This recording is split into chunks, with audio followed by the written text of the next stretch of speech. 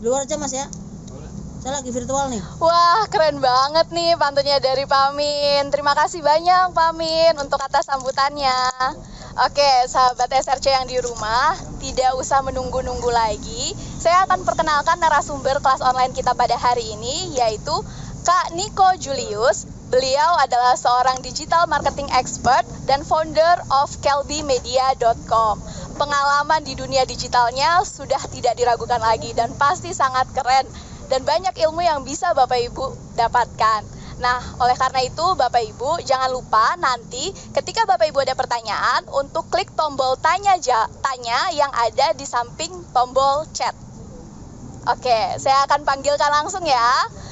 Narasumber kita pada hari ini Kak Niko Julius. Halo. Hai. Halo Kak Niko. Apa kabarnya nih Kak? Baik, sehat. Puji Tuhan, alhamdulillah ya. Boleh dong nih Kak Niko perkenalkan dulu dan sapa nih sahabat SRC yang ada di seluruh Indonesia. Oke, thank you Christine dan selamat siang ya, selamat siang sahabat SRC se-Nusantara. Saya yakin ada seluruh Indonesia. Perkenalkan nama saya Niko, saya seorang boleh dibilang kayak digital marketing expert, lebih ke gimana caranya tentang mengelola media sosial, kemudian online marketing pada umumnya. Itu aktivitasnya sih. Oh, siap, luar biasa ya Bapak Ibu sahabat SRC. Jadi hari ini Kak Niko akan membawakan materi apa nih? Oke, jadi apa yang saya akan bicarakan hari ini sebenarnya ada dua bagian. Pertama adalah bicara tentang gimana caranya kita bisa mengoptimasi konten Instagram kita, karena itu pasti penting buat teman-teman semuanya untuk memahami gimana caranya mengoptimalkan Instagram buat bisnis. Kemudian yang kedua, kita juga akan bicara tentang gimana caranya memanfaatkan Facebook untuk media pemasaran kita juga. Itu yang kita bahas. Oh gitu ya, jadi akan ada sesi tentang Instagram dan Facebook, luar biasa sekali. Tapi mungkin Kak Niko, mungkin sahabat SRC pengen tahu dulu nih, kenapa sih sebenarnya sahabat SRC tuh harus atau sebaiknya menggunakan sosial media mereka untuk meningkatkan bisnis toko kelontong mereka nih Kak? Oke, jadi sebetulnya kalau kita bicara tentang kenapa orang penting untuk mempelajari media sosial, sebetulnya tentu karena ya media sosial udah jadi part bagian pilar bisnis gitu ya, nggak cuma tentu bisnis apa aja, sebenarnya termasuk toko kelontong juga sangat penting sebetulnya memanfaatkan media sosial. Kenapa sih? Karena semua orang pengguna, calon-calon konsumen, pembeli kita bahkan di toko kelontong itu kan ada di media sosial. Tentunya kita juga harus ada di sana biar jangkauan lebih luas dan tentunya biar lebih ramai toko kita gitu. Ya benar banget. Oke, jadi Bapak Ibu sahabat SRC tidak lama-lama lagi lah ya, langsung saja diberikan kesempatan kepada Kak Niko Julius untuk memberikan tips and triknya dalam menggunakan Instagram dan Facebook. Silakan Kak. Terima kasih. Oke, jadi sahabat SRC semuanya, sebelum kita akan masuk bicara tentang topik yang pertama, yaitu gimana caranya kita mengoptimasi konten Instagram kita. Nah, bicara tentang konten Instagram di Instagram itu sendiri sebagai salah satu media sosial, kita perlu paham dengan 5 cara yang bisa kita manfaatkan dari media sosial itu sendiri. Nah, yang pertama nih yang kita akan bahas adalah yang disebut dengan content modeling. Content modeling adalah optimasi yang sebetulnya untuk menentukan tipe konten apa sih di Instagram yang bagus untuk audiens tertentu.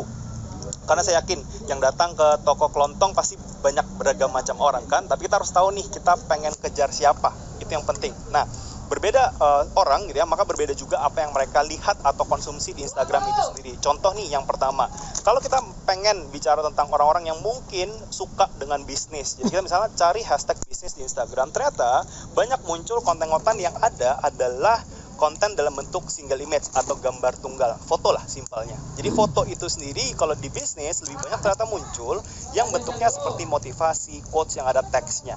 Berbeda nih kalau kita bicara tentang di hashtag kecantikan wajah misalnya, yang tentunya yang lebih feminim gitu ya, tentunya wanita lebih banyak atau ibu-ibu yang lebih banyak cari misalnya. Nah, konten yang banyak muncul ternyata bukan single image atau gambar tunggal, melainkan video seperti yang saya kotakin merah.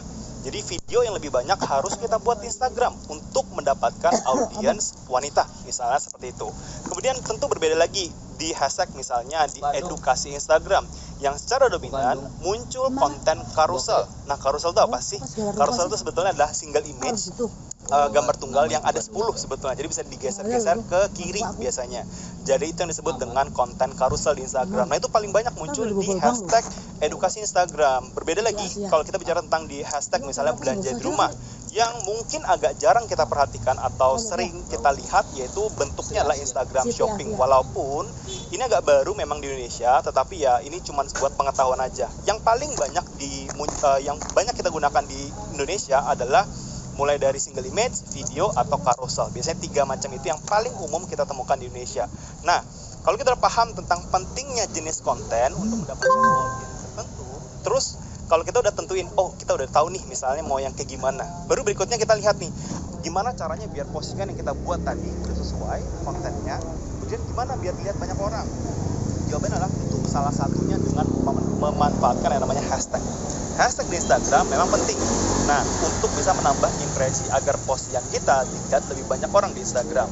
Tetapi sebetulnya kalau buat pengetahuan, hashtag yang kita bisa pakai dalam sebuah postingan Instagram itu maksimalnya sebetulnya ada 30 hashtag. Tetapi nih, berdasarkan pengalaman saya pribadi, itu yang paling bagus, saya udah tes dari pakai 30, pakai 9, 28 dan seterusnya. Ternyata yang paling bagus adalah di angka 15 sampai 25 hashtag pada setiap kali kita post. Itu yang paling baik performanya. Tetapi tentu kita kadang-kadang bingung dari 15 sampai 25. Jawabannya dengan meriset. Riset hashtag sendiri di Instagram sebetulnya simple. Berangkat dari apa yang saya sebut sebagai hashtag utama. Hashtag utama adalah hashtag yang paling relevan dengan postingan kita. Jadi kalau misalnya postingan kita tentang bisnis, maka ya kita akan search aman kan, Mas? hashtag bisnis. Kemudian teman-teman akan lihat yang namanya hashtag turunan. Nanti ada yang verifikasi lagi. Hashtag turunan inilah yang akan kita kumpulkan dari satu salesnya datang ke sini namanya juga kasih penawaran 15 sampai 25. Katakan simpelnya 20 hashtag itu adalah berangkat dari satu hashtag pertama, lihat turunannya, dikumpulin 20 hashtag untuk kita pakai di postingan. Itu namanya satu grup hashtag. Nah, kalau misalnya teman-teman mau pakai hashtag yang lain, tinggal cari lagi, misalnya kayak hashtag Surabaya, nanti akan ada hashtag turunan lainnya. Dan misalnya hashtag yang lain lagi juga lihat ada turunnya. Tentunya tergantung dari yang teman-teman mau posting apa. Sesuaikan dengan postingan dulu. Jadi misalnya postingan lokasi teman-teman, misalnya hashtag Pekalongan, maka teman-teman ya cari hashtag Pekalongan, lihat turunannya apa. Sesimpel itu sebetulnya untuk ngeriset hashtag. Inti dari hashtag adalah saat teman-teman coba banyak hashtag, kemudian nanti teman-teman akan menemukan, oh hashtag ini bagus nih, oh yang ini nggak bagus. Nah, itulah yang teman-teman akan perhatikan, mana yang bagus, itu yang teman-teman simpan.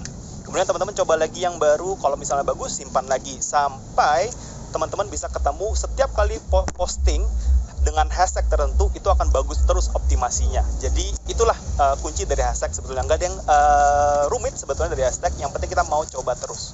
Intinya itu hashtag. Kemudian optimasi yang ketiga adalah post pada jam optimal. Nah, ini penting juga nih, meningkat terkait dengan media sosial teman-teman, salah satu Instagram, kita harus paham bahwa postingan jam posting kita itu juga penting. Nah, tetapi gimana caranya bisa menentukan itu? Jawabannya dengan 2 pendekatan. Pendekatan pertama adalah dengan feeling atau mengira-ngira, itu sebetulnya memperkirakan kira-kira kapan sih sebetulnya audiens kita, followers kita itu buka di Instagram. Karena Instagram sebagai media sosial itu harus orang buka Instagram baru dia lihat postingan kita. Jadi artinya kalau kita nggak posting saat orang buka, ya mereka nggak akan lihat kan. Itu kenapa kita harus posting saat mereka buka. Jadi kira-kira kita harus feeling. Kalau misalnya postingan kita mau lihat ibu-ibu gitu ya, nah kira-kira kapan ibu-ibu sih akan buka Instagramnya. Misalnya mereka buka Instagram saat anaknya mungkin mau berangkat sekolah gitu ya, kan mereka ya kalau pagi mungkin sibuk harus masak, harus cuci dan lain-lain, ya kira-kira kapan mereka nganggur dan buka Instagram. Sebetulnya itu kita bayangkan. Tetapi yang lebih konkret sebetulnya yang kedua, yaitu berdasarkan data sendiri sebetulnya diberikan oleh Instagram kalau teman-teman semua itu menggunakan akun profesional, baik akun bisnis ataupun akun kreator. Dan di insight ini sebenarnya ada muncul di profil ya. Di profil ada tombol insight. Kalau teman-teman klik akan muncul gambar seperti yang muncul di layar. Kemudian yang teman-teman klik adalah ada yang saya kotakin merah, yaitu total followers. Dan saat teman-teman klik akan muncul lagi data berikutnya di tab audience namanya, dan scroll ke paling bawah akan muncul namanya most active times. Disinilah teman-teman bisa melihat yang namanya kapan sih waktu terbaik buat kita posting. Jadi kalau di saya itu biasanya dari jam 9 pagi sampai 9 malam. Jadi saya biasanya posting jam 12 gitu di tengah-tengah. Itu yang saya lakukan. Tentunya setiap audiens teman-teman, setiap akun Instagram punya jam optimal masing-masing. Karena audiens saya belum tentu sama dengan audiens teman-teman. Itu kenapa saya nggak bisa rekomendasi nih. kapan jam yang pas gitu ya, karena saya nggak tahu audiens teman-teman apakah sama seperti saya. Nah, ada Tapi ini udah. itulah cara kita melakukan riset Tahu jam nggak, Bu, postingan. sampean? Berikutnya adalah bicara tentang caption, Ini. teman-teman. Tanda tangan Optimasi caption juga penting, tetapi sebetulnya yang penting dari caption adalah harus bisa mendeskripsikan isi postingannya dan memanfaatkan namanya call to action. Bahasa keren aja sih. Tapi intinya adalah ajakan bertindak. Tanda tangan juga. Nah, ajakan bertindak sendiri ada tipsnya, teman-teman. Gunakan 1-3, jangan terlalu banyak. Kenapa? Karena biar orang nggak bingung. Contoh di postingan saya adalah saya sering kali mengajak mereka untuk bantu saya untuk nge-share, teman-teman. Jadi saya cuma minta satu hal, yaitu bantu saya share. Saya nggak minta mereka like, saya nggak minta mereka save, saya nggak minta mereka follow. Saya cuma minta mereka untuk share. Ya like juga dapat tuh nyatanya gitu ya. Tetapi share-nya itu banyak banget. Karena saya meminta cuma satu hal, yaitu share. Walaupun mereka mungkin melakukan aktivitas lain seperti komentar, like, dan lain-lain. Itulah cara kita meminta satu hal yang penting mereka lakukan, tetapi juga ternyata mereka melakukan yang lain. Itu poinnya, teman-teman. Dan optimasi yang terakhir adalah menggoreng komentar. Nah, salah satu hal yang teman-teman harus sadarin bahwa dari Instagram sebagai media sosial, hal yang penting dari Instagram adalah interaksi, teman-teman. Interaksi di Instagram memang ada 4 macam, yaitu like, comment, share, dan save. Tetapi ingat bahwa kayak like, seperti save di Instagram itu cuma bisa dilakukan satu kali. Sehingga hal yang bisa dilakukan berkali-kali adalah komentar sebetulnya. Itu kenapa komentar bisa kita goreng. Maksud digoreng apa sih? Coba kita bayangkan, teman-teman. Kalau ada 100 orang berkomentar di satu postingan, artinya Instagram sebagai robot, teman-teman. Instagram bukan manusia ya, dia robot. Dia hanya bisa menghitung jumlah komentarnya. Jadi 100 komentar setara dengan 100 interaksi. Itu yang dibaca Instagram. Artinya dengan kita menjawab masing-masing komentar satu kali, teman-teman, maka kita akan dapat 200, di mana 100-nya kita yang jawab sebetulnya. Tetapi sekali lagi Instagram lihatnya 200. Kenapa? Ya karena dia cuma bisa hitung jumlahnya. Itu kenapa, teman-teman? Kalau banyak yang ikut. salah satu cara saya mengembangkan Instagram agar jangkauan lebih banyak, jangkauan lebih luas orang Selamat adalah Riyadi dengan ya, nggak pakai T. membalas setiap komentar. Jadi setiap ada orang komentar saya selalu jawab. Tetapi ingat bahwa Ini menjawab subrek komentar dulu. ini juga menggoreng ini nggak bisa seterusnya kita goreng. Jadi kapan sih kita goreng komentar? Jawabannya adalah saat 15 sampai 30 menit pertama saja saat kita posting. Di luar dari 30 menit sebenarnya nggak ada manfaatnya. Jadi bukan goreng namanya, jadi cuma kewajiban kita jawab apa enggak. Ini nih. Sekali lagi, goreng komentar itu cuma bisa dilakukan 15 menit sampai 30 menit pertama saat postingannya kita post, teman-teman. Jadi itu kelima cara kita mengoptimasi konten di Instagram. Dan sedikit nih tips buat teman-teman bicara tentang profil bio Wajib ya. ya. Di bio anatomi, teman-teman. Share. Itu juga penting saat kita udah optimasi kontennya, biasanya orang akan cek bio kita kan. Banyak Jadi bio lah. kita juga perlu Tentang dioptimasi kita. agar orang tertarik dengan kita, tahu siapa kita gitu ya. Pertama Warung dari lah, username. warung. Pastikan username-nya jelas, teman-teman, mudah diingat. Kemudian adalah profile picture. Profile picture sebetulnya Cuma lagi yang main. penting banget, tapi buat saya adalah ring story yang paling penting, teman-teman, karena background Instagram biasanya putih atau hitam tergantung modenya. Yang pertama Tetapi tuh yang udah idealnya 1000 adalah yang ring nonton. story jadi sangat penting banget gitu ya, agar dia Saya nggak kan pucat, di sini ya teman-teman. nggak bisa lah. Jadi, ring story itu penting Terus ya. banget. Kemudian nama, teman-teman, kalau teman-teman Saya di biasanya sini udah maksimalkan pernah dengar yang di kalau sini. Instagram bisa dioptimasi biar Kalau mudah namanya dicari, harus pulang, harus optimasi di kemana, namanya Pak. sebetulnya dengan memasukkan kata kunci, misalnya Komplek Kopassus. toko kelontong di Surabaya atau toko kelontong di Jakarta Barat misalnya. 210 ya, Itu berarti nambah. memasukkan di nama sebetulnya. Kemudian berikutnya lagi deskripsi, teman-teman. Deskripsi sendiri juga biasanya ribet gitu ya. Kurang tahu Masukkan aja kayaknya sih. sesuatu yang penting-penting aja, yang memberikan manfaat langsung kepada si pembaca. Kemudian yang terakhir adalah highlight, teman-teman. Highlight teman-teman bisa masukkan Ya udah, sesuatu berarti seperti itu. testimonial, cerita-cerita orang yang senang dengan teman-teman, dan masih banyak lagi sih, bebas gitu ya. Yang pasti atau mungkin pencapaian ini adalah sesuatu yang meningkatkan pernak-pernik biar kepercayaan orang meningkat aja. Itu yang teman-teman masukkan di highlight, teman-teman.